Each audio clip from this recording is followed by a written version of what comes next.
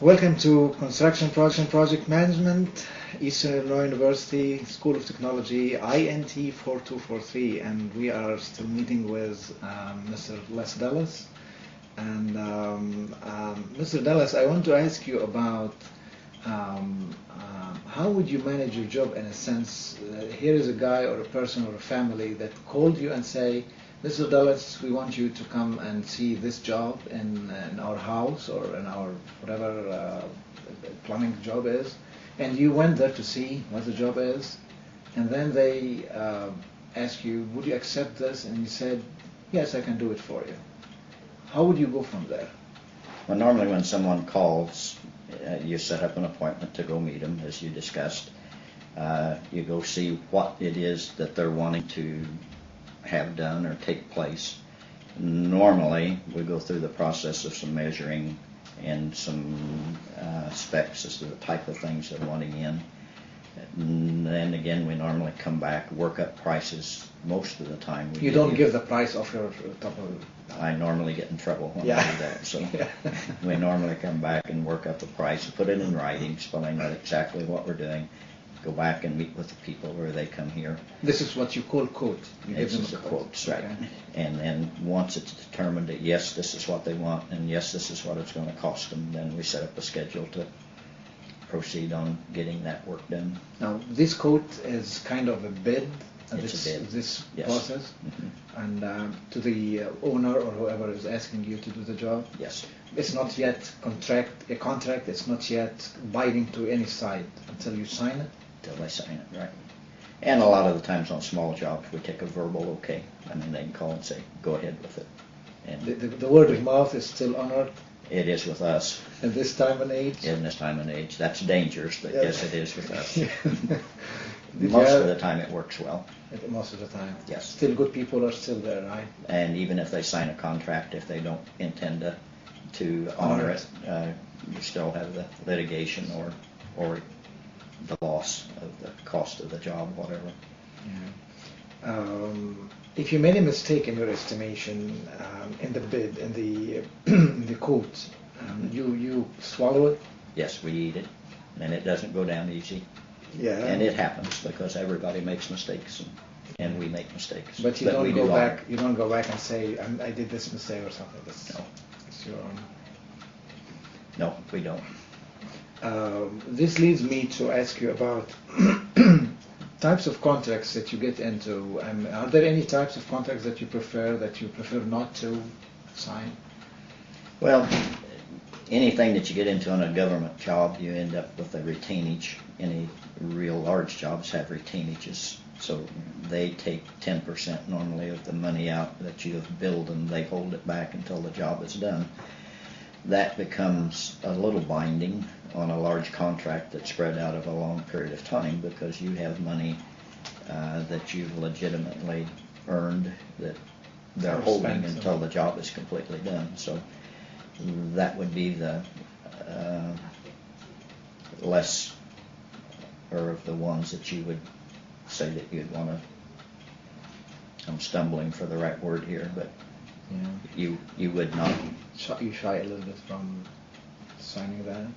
Well, no, we sign them, but because it's work and you get paid for it. But it also costs you a little extra because 10% of that contract is held until it's completely done.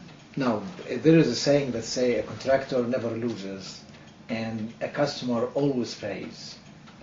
Is there anything like this when you make the cost estimation, you balance this with that so that you lose this 10% interest for say, or having the ability or mobility to use for some time, you compensate this in your bid, or how does it go? Normally you can't compensate very much in the bid because it's a very competitive world out there. So normally it comes off of your net. Okay. And I'm not saying other people don't do it differently, but that's the way we see it. So really, a contractor or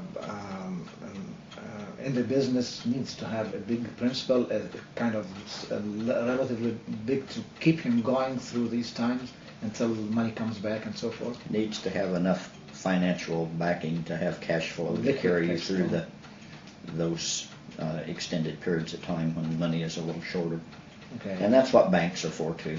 Yes. They like us. Yes. Talking about retainage, you hear different percentages. Some say 1%, some say 5%, some say 10%, some say more. Right? I mean, this depends on what? Depends on the architect that drew up the contract normally. And a lot of the ones that hold out 10% will hold it out up to a period, and then they'll drop back to 5%. Okay. Or if the job has progressed real good, then they may elect to let you have 5% of that money, or half of the money they're holding, and only hold 5% for the rest of the contract. So that's left at the mercy normally of whoever drew up the contracts and who's responsible for the payout. Should this system of retainage percentage change be spelled out in the contract at all? It is spelled out in the contract. Yeah, and the duration of time is spelled out in there. Okay. When you say work is progressing well, the definition of well in the sight of contractor or architect or owner is kind of different. How would you find a consensus of what well is? Well would be that basically that you're performing your job as it should be done, and the architect or the general is not having a problem with your work. They're satisfied with what you're doing and satisfied that you're going to complete it. With the time schedule, yes, or, up to the minute and so forth. Mm-hmm. That's interesting. Now you sign the contract. Are they kind of contracts, unit price contracts? There are some just lump sum. I'll do this job for this amount of money and just. Yeah, they all vary. Okay. Some of them you bill on a percentage of completion, and that's just a figure that is reasonable. So it's 15% of the total work is done, or. No, I mean starting from start. Okay. You say this job will cost you $50,000, for example. Okay. Lump sum. Just give me $50,000 at the end. I'll do the job. Just no details. This is kind of a contract, a fixed price thing. Mm-hmm. Yes. Other things would be whatever it costs, and you pay me this % of whatever it costs. That's time and material is what we call that. Okay. So give me the different titles of contracts that you may face. Okay, on a fixed contract or fixed figure contract, you have agreed to perform this amount of work for this amount of dollars. And on a time and material job, you bill it on the hours or the time that has been spent on it and the material that has been used on it with a pre-agreed upon markup on the labor and the material.